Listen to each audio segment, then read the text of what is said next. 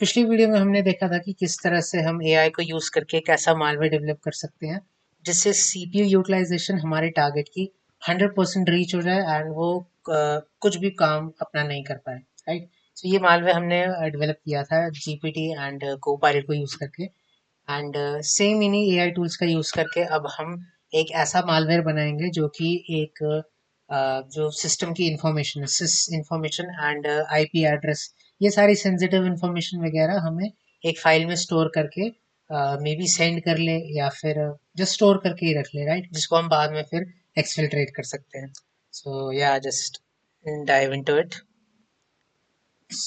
यहाँ पे हम जीपीटी को बोल देते हैं कि जनरेट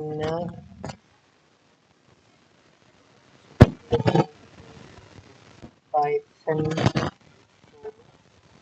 हमें इसको डायरेक्टली नहीं बोलना है कि ये हमें ये वाला कमांड तोड़ तोड़ के बनाना है। जनरेट में Python code to execute a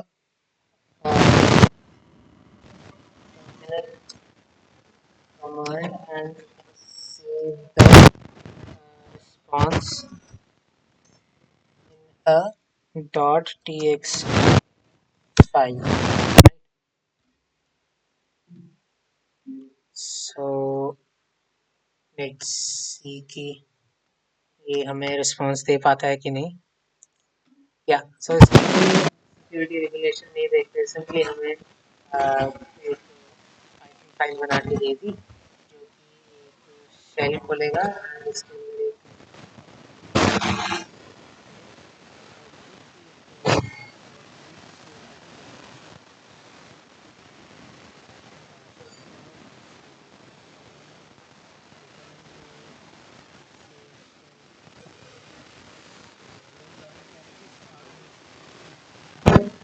simply इसमें इसको प्रोग्राम को ही ऐसे बना देंगे कि फ्लो में हमसे पूछ ले क्या क्या चाहिए, right.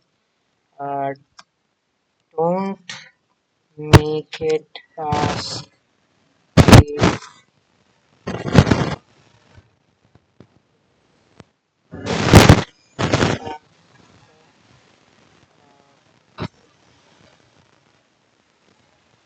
documents in the runtime।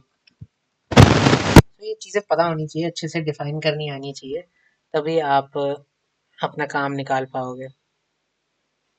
So okay, warning and error handling हो रही है थोड़ी बहुत and try command input.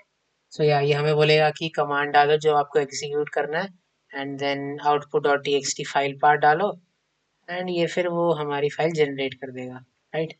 Copy कर लेते हैं एंड यहाँ पे हम इसको पेस्ट कर लेते हैं नई फाइल में, राइट। रन कमांड नाम रख लेते हैं, run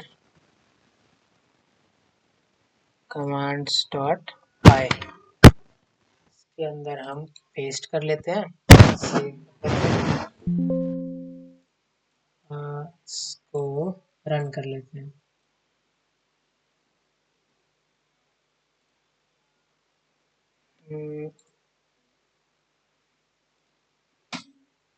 run Python file and ये हमें पूछ रहा है यहाँ पे कि enter the command to execute.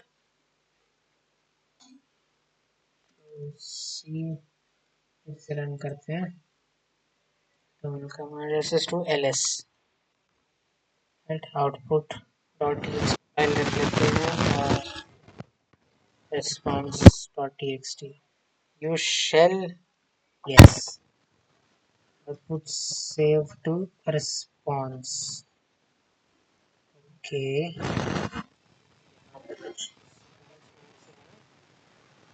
yeah, response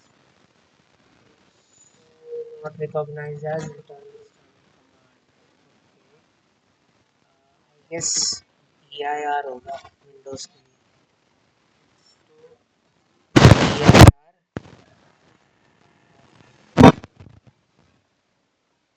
txt and you shall yes।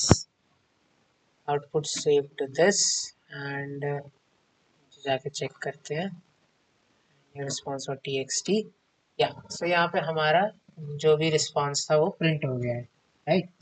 अब हम इसको कोई भी सेंसिटिव इंफॉर्मेशन बोले जैसे कि विंडोज़ में हमारा अगर हमें आईपी इंफॉर्मेशन देखनी है तो ये उसको एग्जीक्यूट कर लेगा राइट। सो आप देखो ये कितना डेंजरस हो सकता है ये मैं दिखाता हूँ। अब मैं इसको एग्जीक्यूट करता हूँ एंड हमें ये भी करना है हम इस स्क्रिप्ट को प्री बिल्ड भी बना सकते हैं कि पहले से ही डिफाइंड रहे कि ये जैसे एग्जीक्यूट होगी तो ये कमांड्स होंगे इनको अपने आप एग्जीक्यूट करना है एंड सेव कर लेना है। यहाँ पर जैसे IP config राइट एंटर करते हैं एंड IP info नाम से फाइल रख लेते हैं एंड शेल एग्जीक्यूट करते हैं।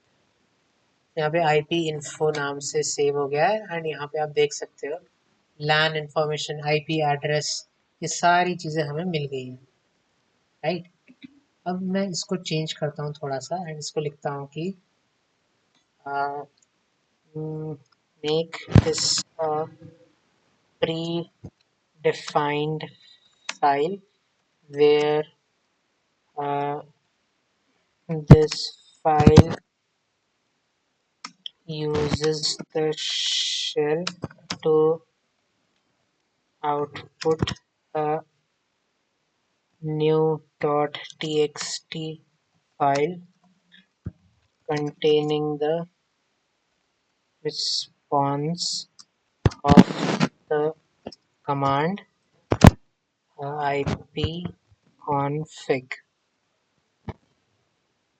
राइट। नहीं इससे तो ये शायद फ्लैग कर ले dir कर लेते हैं राइट। सो यहाँ पे आप देख सकते हैं new.txt ये बना लेगा एंड dir कमांड ये एग्जीक्यूट करेगा एंड या अब हम इसको एग्जीक्यूट करके देखते हैं। सो अब ये एक प्री डिफाइंड फाइल बन गई है। यहाँ पे मैं इसको पेस्ट कर लेता हूँ सेव कर लेता हूँ and let's just run this file. Run अभी के लिए नहीं मैं यहाँ पे चेंज कर लेता हूँ कमांड dir की जगह वी विल डू ipconfig या sysinfo sysinfo कर लेते हैं। तो सिस्टम इंफॉर्मेशन ये प्रिंट कर लेगा राइट। Save and run. तो हैकर को बस ये फाइल एग्जीक्यूट करवानी है किसी भी तरीके से राइट।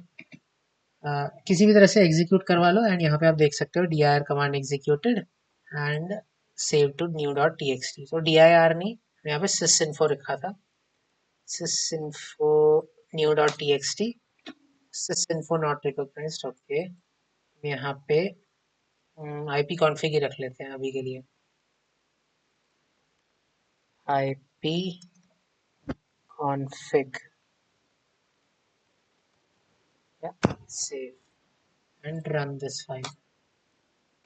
सो ये output save to dir and यहाँ पे IP config सारी इंफॉर्मेशन सेव हो चुकी है राइट। एंड अगर अब हम देखें कि और थोड़े जो डिटेल इंफॉर्मेशन हमें निकाल सकते हैं इसके बारे में राइट। लेट्स जस्ट टू कि एक हमारी कमांड रहती है जिससे हम वाईफाई के जो वाईफाई से कनेक्टेड है वो सारे वाईफाई ये लिस्ट कर देता है एंड एक कमांड वो भी रहती है कि जिससे हम पासवर्ड भी देख सकते हैं।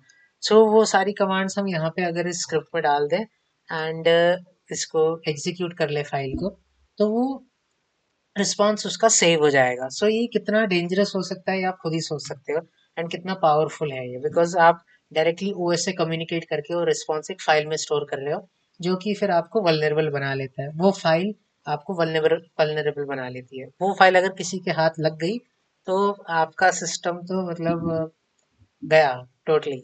मतलब फिर आप कुछ भी नहीं कर सकते राइट। वो इंटरनेट से कुछ भी डाउनलोड कर सकता है कुछ भी डिलीट कर सकता है जस्ट बाय सिंपली जैसे हम यहाँ पे शेल में जाके हम कोई भी कमांड जैसे लिखते हैं मान लो कि वो यही एग्जीक्यूट कर रहा है पाइथन प्रोग्रामिंग लैंग्वेज को यूज करके एंड देन जो उसका रिस्पॉन्स आया उसको वो स्टोर कर दे रहा है एक फाइल में जिसको वो फिर कभी भी बाद में जाके ले सकता है।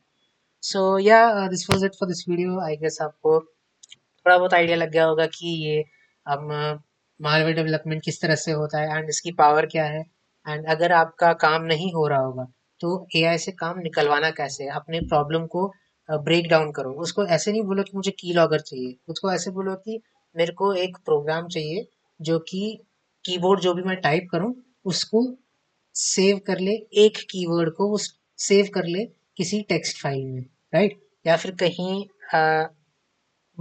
सेव करने का एक वेरिएबल में स्टोर कर ले, जो भी मैं टाइप करूंगा उसको वेरिएबल में स्टोर कर ले। एंड देन वो सारा जब एक वेरिएबल में स्टोर कर लेगा, एंड में जब प्रोग्राम को आप एग्जीक्यूट करोगे तो वो सारा जो वेरिएबल का कैरेक्टर इंफॉर्मेशन है उसको एक वर्ड लिस्ट में या डॉट टीएक्सटी फाइल में राइट कर दे एंड देन सेव कर ले। सो ये इनडायरेक्टली एक आप की लॉगर बना लोगे, राइट? डायरेक्टली आप एआई को नहीं बोल रहे हो, इसको प्रॉब्लम को तोड़ तोड़ के छोटी छोटी चीजें इंप्लीमेंट कर करके आप अपने जो बड़ी प्रॉब्लम है या बड़ा जो आपको जो चीज चाहिए वो आप अचीव कर सकते हो, right? So yeah this was it for this video and I will see you guys in next one.